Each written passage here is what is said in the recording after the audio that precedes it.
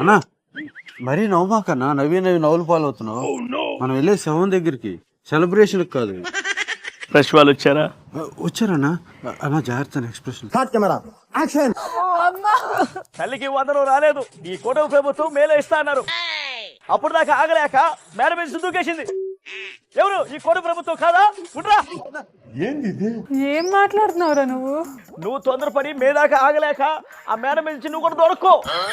తల్లికి వందనం రాని వాళ్ళకి నేనున్నాను తల్లి, నేను కొంటాను. ఉండ్రా. మా అమ్మమ్మకు 75 సంవత్సరాలు. తల్లికి వందనం రాకపోతే కాదు, ఆరోగ్యం బాగాలేక చచ్చిపోయింది. ఏంట్రా నువ్వు నన్ను కూడా తోసి చంపేద్దావనా? ఇక్కడికి వచ్చావు తెలుసుకోకుండా ఏం మాట్లాడుతున్నావు నువ్వు? ఏమైందిరా? చచ్చిపోయిన సుబ్బిగారి పిల్లల దగ్గరకు వచ్చావు. అక్కడ ఉంది చనిపోయిన సుబ్బిగాడి పెళ్ళాం కాదు, సుబ్బారెడ్డి తల్లి. ఆ ఒక్క మాటతో లేచి 2 జేబుల్లో చేతులు పెట్టుకుని నడుచుకుంటూ వెళ్ళిపోతున్నాను. నేను ఎక్కడికి వెళ్తాను కూడా నాకు తెలియదు.